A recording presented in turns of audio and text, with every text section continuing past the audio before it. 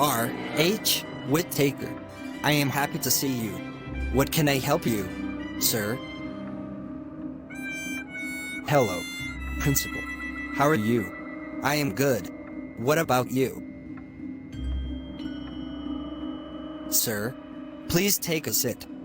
No thanks.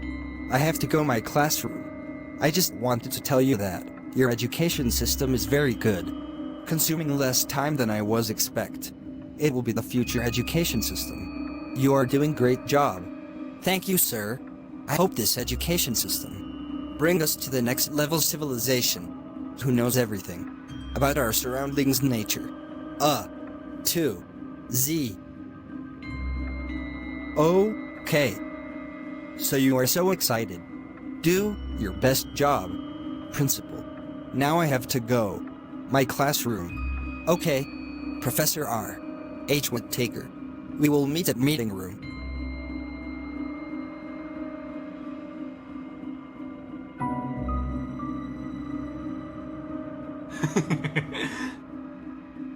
Oh no.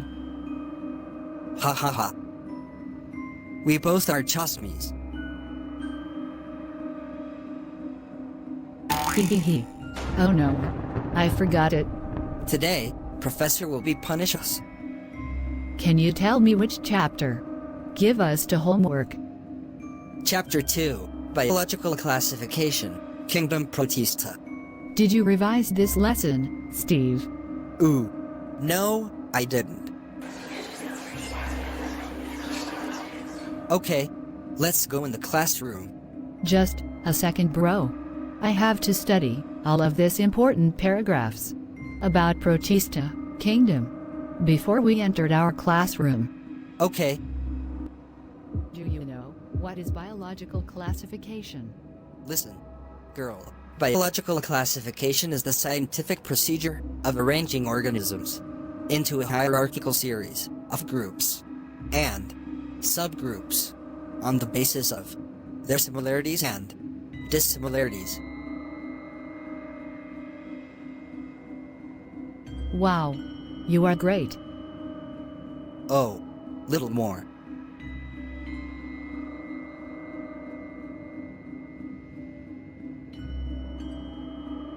Can you tell me some characteristics of Protista?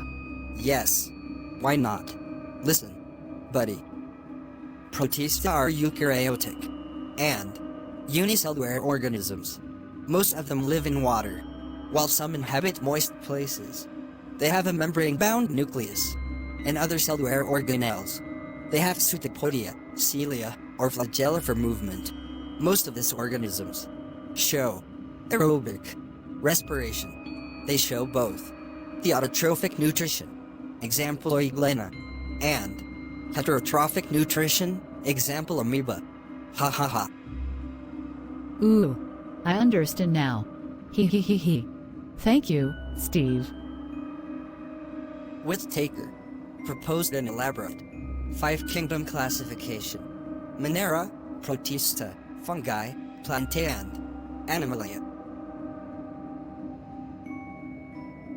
Kingdom monera already discussed in our previous class, and today is Kingdom of Protista. Maybe, I am not sure.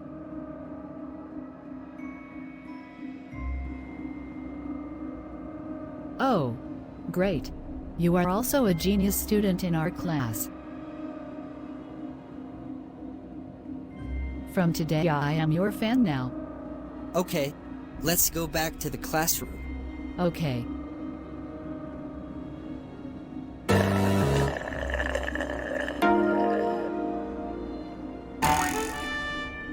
Hello students. How are you? Hope you are also good. My name is Robert Harding Withtaker. I am an American ecologist.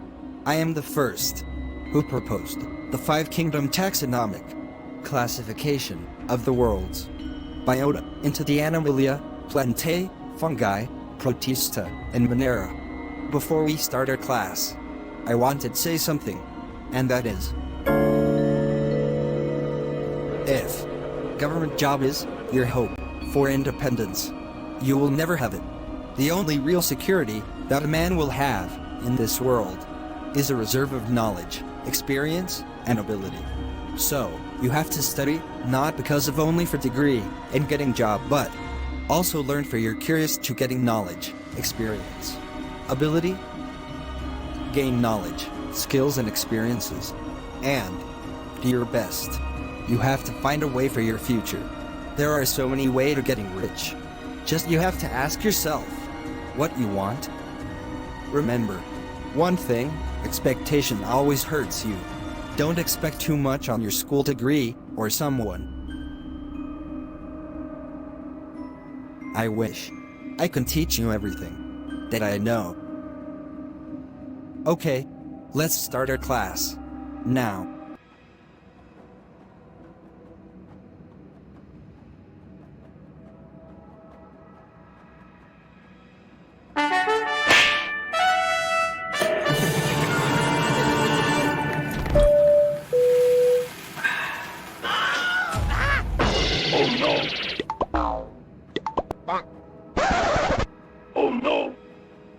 Silence, please. I just kidding. Ha ha ha. Professor Withtaker, what is Protista Kingdom, and how they look like? Professor, are they harmful for us?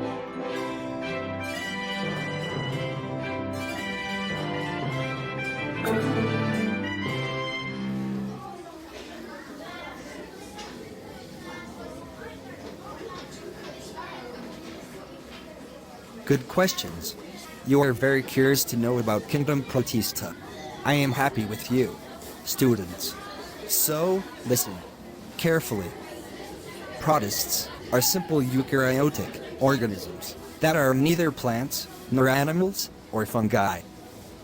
Protists are unicellular in nature, but can also be found in as a colony of cells.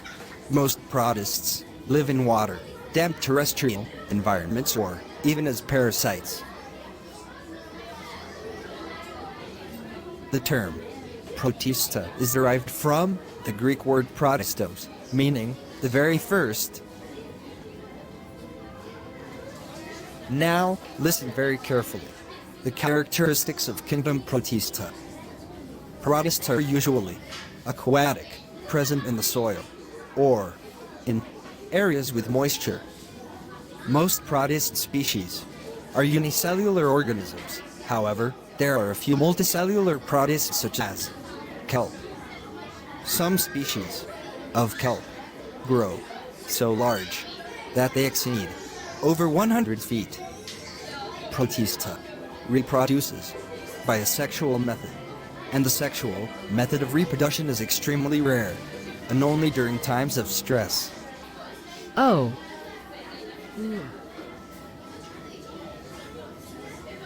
You can ask me anything now.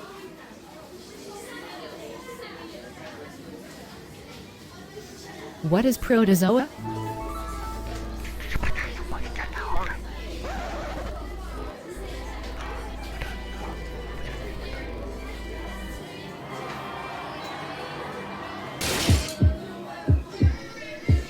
Professor R.H. Withtaker, what is slime molds? Good. Listen, dear students. I will explain you everything about slime molds. But now we have to discuss about classification of Protista. Classification of Protista. Kingdom Protista are divided into following types: Chrysophytes, Flagellates, slime molds, and protozoans. Chrysophytes are group of single-celled or colonial algae in the Kingdom Protista that are found in both freshwater and marine environments. They are single-celled organisms that are characterized by having unique storage structures known as golden phytoplankton due to the presence of golden yellow pigments in their cells. This group of algae includes diatoms, which are commonly found in phytoplankton and play an important role in the marine food chain. They are mostly photosynthetic, and silica is found in their cell wall and This is the reason that their cell wall is indestructible, and this is responsible for the formation of diatomaceous earth. I hope you understand all. Withtaker, protists are dangerous for us?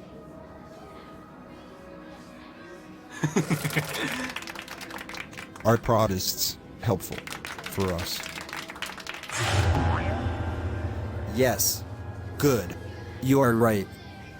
Some protists are harmful, as they cause severe diseases, like malaria, sleeping sickness, amoebic dysentery. Example, trypanosoma causes sleeping sickness. Giardia causes dysentery.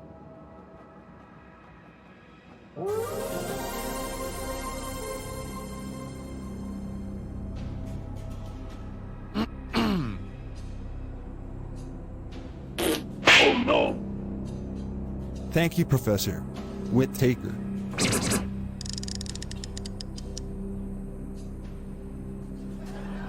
Thank you, Professor.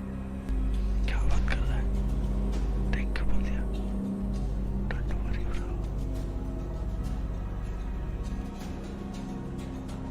Listen, buddy. Flagellates are a group of single-celled organisms in the kingdom Protista. They are classified as algae, but they have some unique characteristics that set them apart from groups of algae, and mostly photosynthetic. They appear yellow, green, brown, blue, red depending on the main pigments present in their cells. Flagellates are characterized by a unique method of movement in which they rotate their two flagella in opposite directions, giving them spinning motions that allows to move through water. They are found in a wide range of environments, including freshwater, marine, and even soil habitats.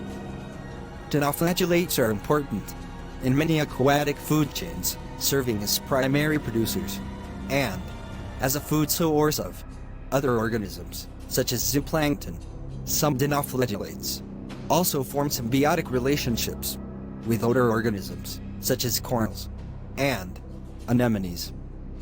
Some flagellates are also known for their ability to produce bioluminescence, which can create dazing displays of light in the ocean. This bioluminescence is thought to have to evolved as a defense mechanism against predator, but it also plays a role in attracting mates and other functions. Overall, flagellates are a diverse and ecologically important group of organisms that play many roles in the world's aquatic environments. Yeah. Oiglenoids.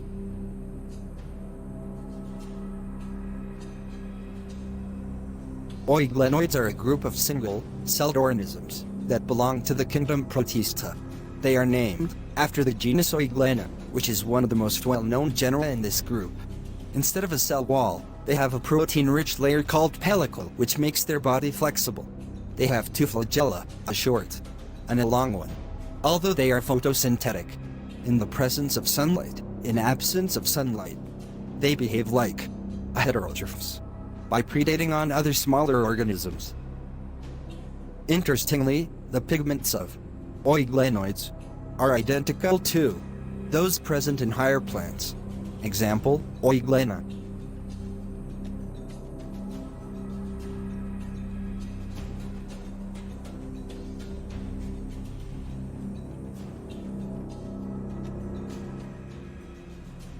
Slime molds are a type of organism that belong to the kingdom Protista. They are unicellular or multicellular. They are saprophytic in nature, and under favorable conditions, form aggregates, known as plasmodium. They form fruiting bodies with spores under unfavorable conditions. They have true cell walls, and they are extremely resistant to adverse conditions. Protozoan. They are known to be heterotrophs. They can live as both predators as well as parasites. Protozoans are 4 types. Omovoid protozoa are found in fresh water, moist soil, or seawater and have pseudopodia to ingest food particles, such as an amoeba. Flagellate protozoa can be of both types, that is, free-living or parasites. This group of organisms is responsible for various parasites diseases. For example, trypanosomiasis, sleeping sickness. Ciliated protozoa have thousands of cilia. The movement of cilia helps to move forward or backward. It also helps in getting nourishment from the outside. For example, paramecium. And Sporozoa forms reproductive cells, known as spores. They are pathogenic and parasitic. For example, the Plasmodium species causes malaria. Reproduction can be of both types, that is, asexual or sexual. You guys understand or not? If you have any kind of questions, ask me anytime. I understand, Professor.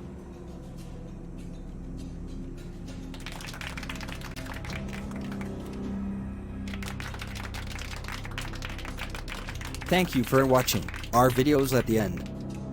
I hope you learned many things today about Protista Kingdom. Dear students, if you like our school environment and classes, please subscribe our channel, Cartoon School, and hit the bell icon. And share our content with friends, families. Don't forget to subscribe our channel. Remember, our next class is fungi.